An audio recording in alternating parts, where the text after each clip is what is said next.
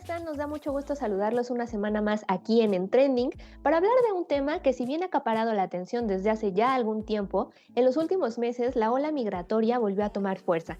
Es por ello que el día de hoy decidimos hablar precisamente sobre migración y para ello me acompaña mi compañera Yadira Miranda, a quien saludo con mucho gusto. Hola Yadi, ¿cómo estás?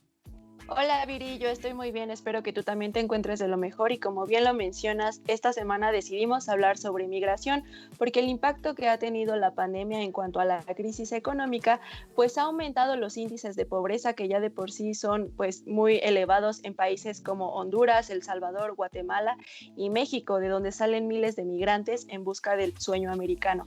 Sin embargo, el cierre de las fronteras que se decretó desde el año pasado pues ha repercutido en violaciones a los derechos humanos de los migrantes, marcando aún más las brechas sociales. Así es, Yadi, como bien lo mencionas, la situación de pobreza en distintos países de Centroamérica se incrementó, pero sabes también que se incrementó la esperanza, y esto ante el cambio de gobierno en los Estados Unidos. De hecho, apenas se dio a conocer que tan solo en el mes de marzo pasado se detuvieron a más de 171,000 migrantes en la frontera con México, una cifra que incluso consideraron récord porque no se había presentado tal cosa en los últimos 20 años. Pero más que cifras y más que números, Yadi, creo que es importante que nos detengamos a pensar que se trata de personas, son vidas, son historias, incluso son familias enteras que aún y con los riesgos que representa cruzar la frontera en estos momentos de pandemia, pues continúan en busca del llamado sueño americano por una mejor oportunidad y mejores oportunidades y una mejor calidad de vida, ¿no?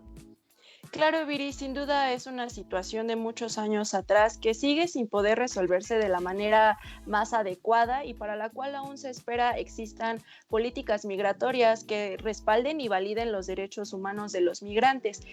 Pero para entender mejor este fenómeno, ¿qué te parece si vamos a comprender qué entendemos por migración en un minuto en la siguiente nota que Adrián nos preparó? Vamos.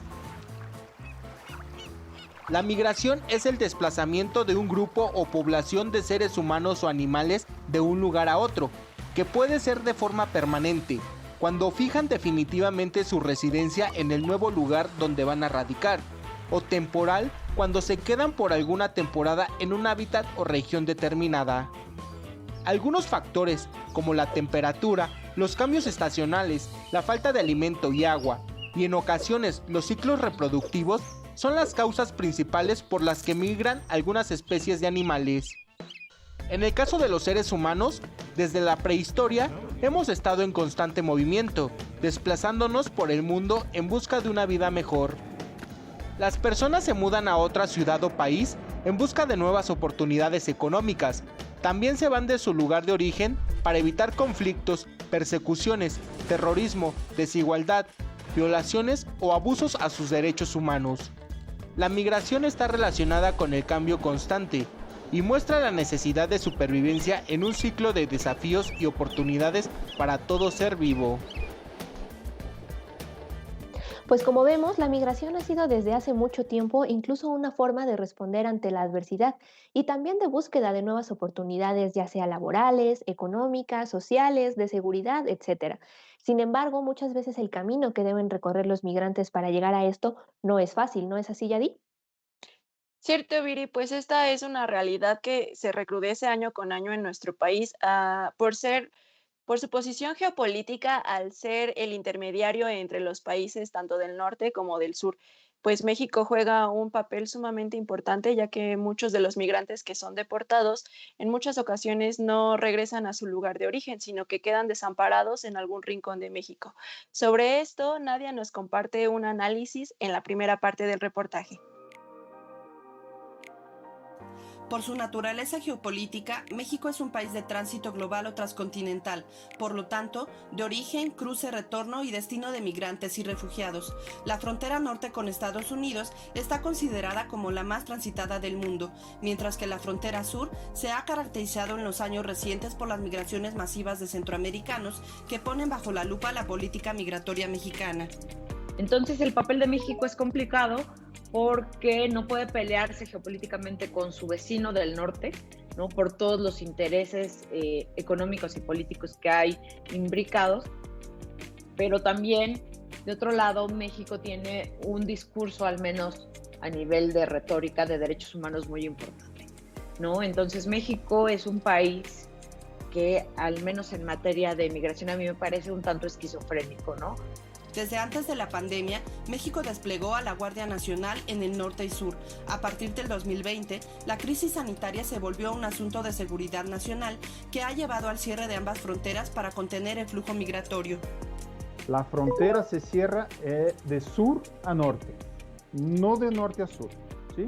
Y se permite nada más el flujo, el tránsito de actividades que son consideradas esenciales, como por ejemplo la actividad de los miles, ¿no? Que esos son miles y centenas de miles de jornaleros agrícolas mexicanos. En la cuestión de tránsito hemos detectado un incremento en las detenciones arbitrarias que se encuentran en diferentes estaciones migratorias a lo largo del país o de denominadas estancias provisionales, y que esto es justamente pues altamente violatorio de derechos humanos y sobre todo pautando o buscando una violación directa a la libertad de tránsito. La estrategia consiste en reprimir, contener y deportar. Sin embargo, al recibir a los migrantes irregulares y solicitantes de asilo expulsados de Estados Unidos y detener a los migrantes del sur, México se convierte en un embudo sobrepasado en sus capacidades. Lamentablemente, la gran cantidad de flujos migratorios lleva a que se exceda el número de la capacidad que se tiene contemplada para estos espacios, la falta de apoyo gubernamental en cuestiones de insumos que garanticen la seguridad alimentaria, que garanticen la salud de las personas y el acceso a este tipo de derechos, ¿no? El hacinamiento, la lucha por sobrevivir, la violencia y las amenazas del crimen organizado en nuestro país colocan a los migrantes en el desamparo. El Grupo Articulador México señala que el Estado mexicano se estancó en tiempos de pandemia. Sin embargo, se espera que el gobierno cumpla los acuerdos internacionales sobre derechos humanos, como el Pacto Mundial para una Migración Segura. La entrevista del día de hoy queremos realizarla desde la mirada de alguien que ha tenido la oportunidad de estar en algunos cruces fronterizos de México, que también ha tenido la oportunidad de charlar de cerca con algunos migrantes y que se aventuró a vivir esta experiencia de ir a la frontera para conocer de cerca a los migrantes y por tanto contar las historias de quienes se aventuran a vivir el sueño americano. Ustedes la conocen muy bien porque la han visto seguro aquí mismo en la pantalla de TV UNAM, en el programa de la revista de la universidad y también en Extranjeros. Me refiero, por supuesto, a Yael Baiz. Yael, bienvenida en Trending. Qué gusto tenerte por acá. Muchísimo gusto estar con ustedes. Muchísimas gracias por la invitación para hablar de algo muy cercano a mi corazón y a mis intereses. Apenas tengo un momento libre, voy a la frontera. A ver, ¿qué está pasando? ¿Quiénes son estas personas? Bienvenida, Yael. Y pues bueno, como bien lo acaba de decir Viri, sabemos que recientemente estuviste por la frontera. Cuéntanos, ¿cuál es el ambiente que domina? ¿Cómo es el flujo migratorio en el contexto pandémico y recientemente pues del cierre de las fronteras?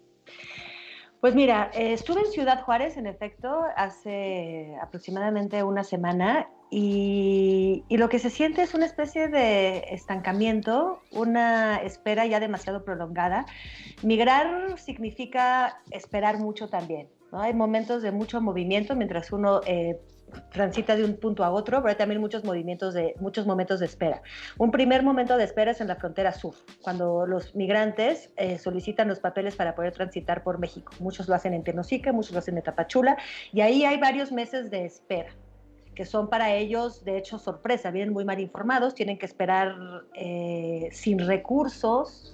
Muchas veces los albergues los aceptan solamente por un tiempo determinado y los papeles no salen. Entonces, es situación complicada.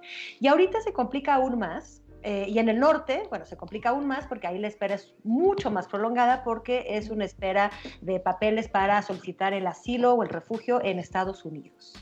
Entonces, a menos que quieras cruzar ilegalmente como por Coyote, y antes se podía uno pedir asilo en la frontera, se puede supuestamente pedir asilo en la frontera, como refugiado o perseguido, y se abría un caso en Estados Unidos para ver si uno podía ser aceptado como refugiado. El problema es que ahorita pues está cerrado. Está cerrado desde la frontera, es decir, no pueden ni siquiera circular los connacionales con visa, nuestros connacionales, los mexicanos con visa, y los fronterizos que tienen permiso de transitar por la frontera no pueden ahorita hacerlo hacia Estados Unidos, es decir, está completamente cerrado. Durante un año el programa, la gente que ya estaba esperando sus papeles, ya estaba esperando su juicio, ya tenía el procedimiento iniciado para entrar a Estados Unidos, vio su proceso congelado. Y además empezaron a haber deportaciones por la situación especial de la pandemia, es decir, sin los protocolos establecidos por migración en Estados Unidos, por ICE, sino por protocolos sanitarios. Entonces eran deportaciones muchísimo más rápidas, ¿no? Sin tanto protocolo. Entonces lo que hay en la frontera ahorita en Ciudad Juárez es gente esperando, pero esperando en un proceso que se ha congelado. Por otro lado, como sabemos, hay muchísima disciplina desde que estalló la pandemia. Se trata de controlar el flujo de la gente y controlar los movimientos de la gente, que no salgan de casa, etcétera. Entonces, los migrantes también sufren esto, es decir, no pueden circular libremente, o sea, muchísimo menos. Los que están en los albergues no pueden salir de esos albergues. Están en cuarentena y la gente no puede entrar a visitarlos. No tienen contacto con el exterior. Están literalmente encerrados en sus albergues a puertas cerradas por meses sin contacto con el exterior. Y eso es muy complicado. Y ninguno de ellos puede empezar una vida. Lo que sucede con los migrantes que esperan es que algunos llevan años ahí, pero están todos con la esperanza de que van a cruzar muy pronto, de que de repente todo se va a resolver o que en cualquier momento se puede resolver, lo cual es cierto. Pero eso hace que no pueden empezar ningún proyecto de vida, ningún plan de vida, nada, ni siquiera decir, bueno, voy a salir, voy a trabajar, voy a tener una casita y aquí a 5 años paso la frontera, porque podrían pasar el mes próximo. Entonces, ¿para qué? Claro, eso lo vuelve más complicado. Yael, tú eres de contar historias y fuera de cámara me hablabas de que te encontraste con un grupo muy particular esta vez que fuiste. Si nos pudieras compartir un poquito más de eso. Claro, en esta ocasión me conecté, digamos, entré en contacto con la comunidad LGTB, pero sobre todo con un grupo particular de ellos que son las mujeres transexuales. Muchas de ellas están en transición todavía, muchas son transgénero, es decir, que tienen apariencia de mujer solamente, y otras ya están con operaciones, hormonas, es decir, un tránsito hacia el género opuesto muchísimo más radical. Ellas justamente se cansaron, van a Ciudad Juárez. Ciudad Juárez es el único lugar que tiene un albergue que se llama Respetrans, es el único albergue de todo México que es específicamente hecho para mujeres trans, porque en los albergues normales con las familias es un problema el uso de los baños, no están cómodas ellas en el baño de hombres, ni los hombres están cómodos, pero tampoco las mujeres están cómodas en el baño. Entonces es una comunidad especial y hoy en día la mayoría de las migrantes trans que vienen de Honduras, El Salvador, en fin, Guatemala, van a Ciudad Juárez, ¿no? Que parece que Juan Gabriel hizo mella en los imaginarios y saben que ahí todo es diferente, y es cierto, hay una vida nocturna de travestismo que llama a esta comunidad. Y las que yo conocí se salieron del albergue trans justamente por estas restricciones disciplinarias que no les permitían salir, que no les permitían vivir, que no les permitían trabajar y no tenían recursos. Y además son población que toda esta población migrante está a la merced de los caprichos de la gente que tiene los albergues. Y en este caso la de los albergues les cobraba las salidas, les pedía parte de la renta, y si no tienes remesas, ¿cómo le haces para pagarle a la señora del albergue tu cooperación? Claro, de hecho, Yadi y yo nos preguntábamos de esta parte, ¿verdad, Yadi? Sí, en este sentido, Yael, ¿cómo nos podrías compartir o qué es lo que tú viste respecto a la violencia o discriminación que se ejerce pues en esta comunidad o entre los mismos migrantes? ¿Cómo la viste? ¿Cómo la ves? Pues mira, ellas están muy aisladas, siempre se protegen y están juntas, ¿no? Porque hay una discriminación, pero sobre todo las historias que ellas cuentan, cada una de su lugar de origen, son siempre muy similares. Las madres las aceptan esto, pero temen el qué dirán, temen a los vecinos, y los hermanos generalmente, los hombres de la familia, tienen un rechazo absoluto. Como saben, hay pandillas en El Salvador, la mayoría son de El Salvador, unas cuantas de Honduras. Estas pandillas las molestan. Muchas no pueden regresar a sus barrios de origen porque están bajo régimen de una pandilla y entonces les golpean, ¿no? Cuando saben qué son en realidad, aunque no lo muestren en sus barrios, se corre la información y les empiezan a pegar, no son aceptadas en sus casas, se tienen que ir. Entonces pierden a la familia, pierden su lugar de origen. Se van a la ciudad y tarde o temprano se terminan metiendo en problema, porque apenas cualquier accidente, cualquier cosita que se meta en el problema con una persona va tomando proporciones más grandes porque son trans, entonces empiezan a molestarlas y a perseguirlas. Muchas tienen amigas muertas, precisamente por haber, no sé, comprado un churro de mota y no haber pagado, y entonces, ¿no? Empieza la pandilla a ir detrás de ellas, pero con muchísimo más fuerzas que si fueran hombres o mujeres.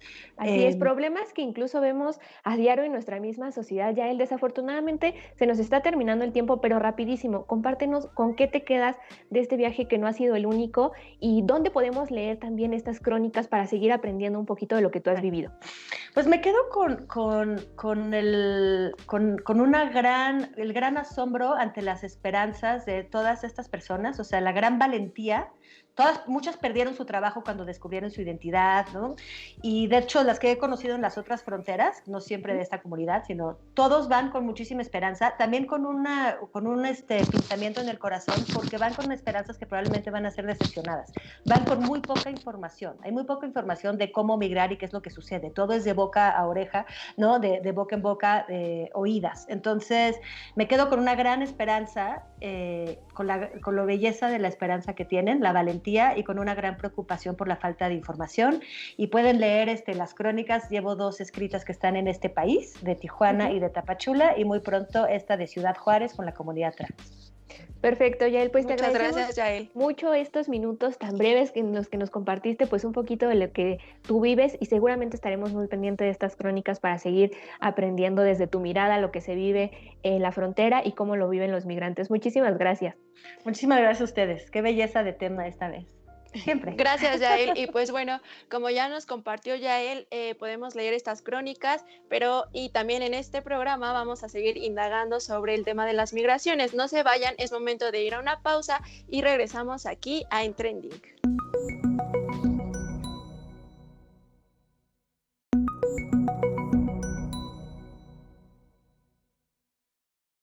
Ya regresamos a En Trending para seguir analizando las causas de las movilizaciones migrantes. Como se sabe, en la frontera sur del estado de Chiapas se encuentra el principal punto de acceso hacia Norteamérica. En el proyecto UNAM de esta semana ahondaremos en ello, ¿cierto, Viri? Así es, este proyecto es llevado por el Centro de Investigaciones Multidisciplinarias sobre Chiapas y la frontera sur de la UNAM, en donde también se analizan las causas y repercusiones de las caravanas migrantes. Y para conocer más detalles, vamos a ver la siguiente nota que Jesús nos preparó. El fenómeno migratorio tiene diferentes causas, que van desde la falta de oportunidades laborales en los países de origen hasta guerras internas y conflictos políticos. Sin embargo, un aspecto que ha llamado la atención es la explotación de los recursos naturales y la necesidad de buscar territorios para sobrevivir. Razones, como mencionabas, pues sí son de diferente carácter, o sea, son políticas, son económicas, son sociales, y todas tienen una determinación histórica. Los países de Centroamérica pues son países que tienen un alto grado de pobreza, de marginación, de corrupción, de violencia, y en los últimos años un fenómeno relativamente reciente que está relacionado con el cambio climático. Un ejemplo de la problemática ambiental son las inundaciones y la tala desmesurada en ecosistemas de Centroamérica, lo cual obliga a que familias enteras deban buscar otras regiones, ciudades o países donde sea posible vivir, producir alimentos y generar actividades económicas. Hay ríos que han desaparecido de la existencia, y eso lo que ocasiona pues es que la gente que habita esas comunidades ya no pueden seguir viviendo ahí porque no tienen lo más elemental para sobrevivir, ni siquiera sobrevivir, digamos, ya no digamos para producir o hacer producir la tierra. En ese sentido hay grandes cantidades de población que están huyendo de esos territorios porque ya no tienen ninguna posibilidad de vivir de agua, ni siquiera para consumo humano. Estas son algunas de las líneas de investigación que tiene el proyecto Centroamérica, ¿por qué la crisis? De las guerras civiles a las caravanas migrantes, un esfuerzo de estudio colaborativo entre los Centros de Investigaciones sobre América Latina y el Caribe, liderados por Mario Vázquez, y el Centro de Investigaciones Multidisciplinarias sobre Chiapas y la Frontera Sur, coordinados por la doctora Dolores Camacho. Justamente ese es uno de los objetivos más importantes del proyecto, de tratar de dar una explicación más completa de las razones por lo cual se están dando estas movilizaciones. O sea, históricamente hay y ha habido migraciones de todo Centroamérica hacia el norte, hacia los Estados Unidos, pero la diferencia en esta ocasión es el hecho de hacerlo de manera colectiva. En octubre de 2018 se registró la primera gran caravana migrante, lo que se convirtió en una opción de fuerza colectiva movilizada, donde las personas conseguían recursos para moverse y sobrevivir sin necesidad de intermediarios. Las investigaciones del proyecto continúan desde el CIMSUR, ubicado en San Cristóbal de las Casas, Chiapas, donde tienen contacto directo con los migrantes y su travesía rumbo al norte. El salir de su país de origen ya implica un gran reto para los migrantes, pero como lo venimos platicando desde el primer bloque del programa, la travesía a la que deben enfrentarse está lleno de peligros y también dificultades, como lo es la constante violación a sus derechos humanos.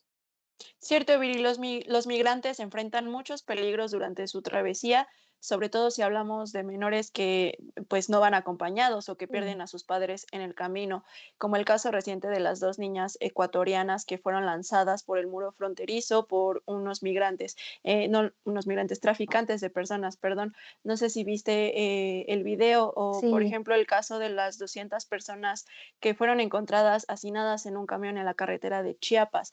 Esto pues solamente es una muestra de las circunstancias que deben enfrentar pues las personas más vulnerables que salen en busca de mejores oportunidades hacia Estados Unidos.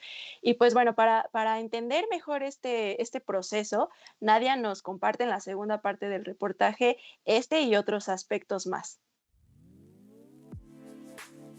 Nadie es ilegal, ¿no?